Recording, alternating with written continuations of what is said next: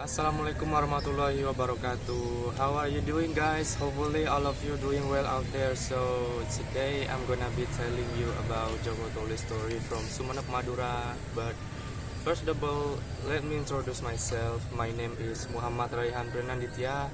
I am from SMA NU Sumenep. I hope you enjoy this video, guys. Long ago, the Majapahit Palace gate was damaged because of its old age and was hit by an earthquake.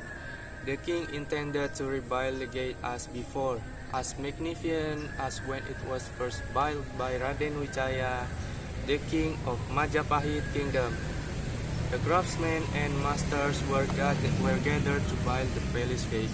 They worked day and night in shifts, so that it can be said the work of building the gate was relentless and continuous.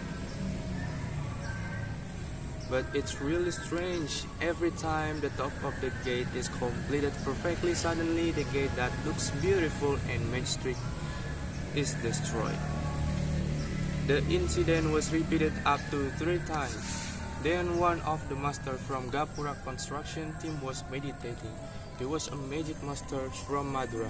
After a few days of studying, he received a magical whisper that the only one who could gate the Majapahit Palace was his own grandson who was in Madura, namely Jokotole.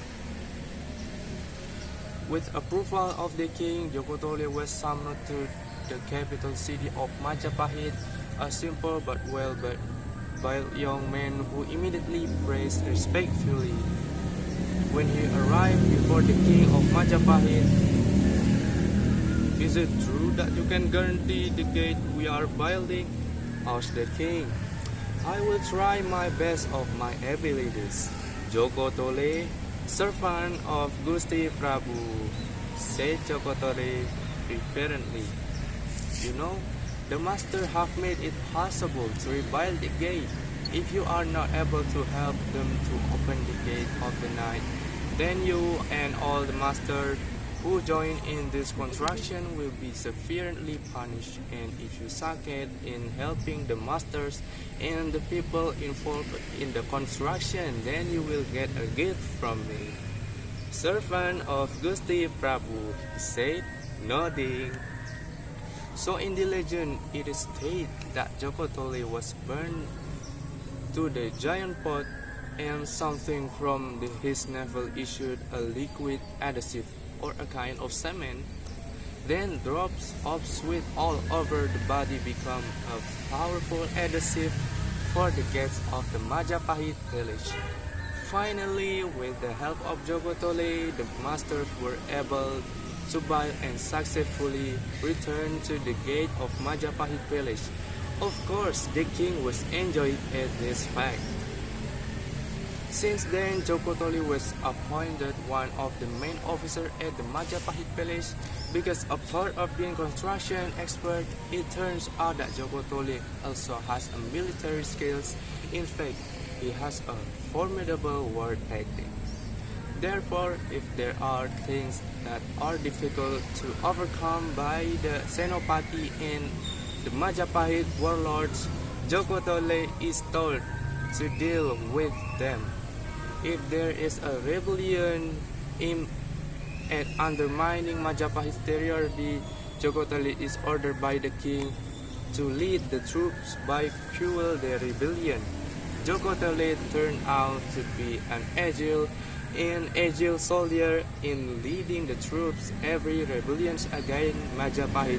He always managed to kill by not taking too many victims.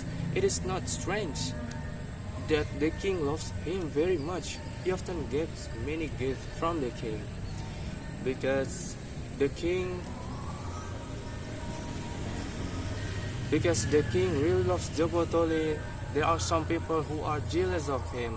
Those who felt displeased spread rumors and even standard. Jokotole's loyalty to the king was only half heard.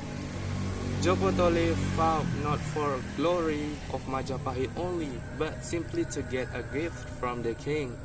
The slanders and rumors were finally bound to the ears of the king. The king actually doubted the truth of the news. The king decided to test Jokotole's loyalty, and the king also called Jokotole. After Jokotole was facing the king began to speak. Jokotole, I have a daughter named Dewi Ratnadi. Would you like to marry her to you?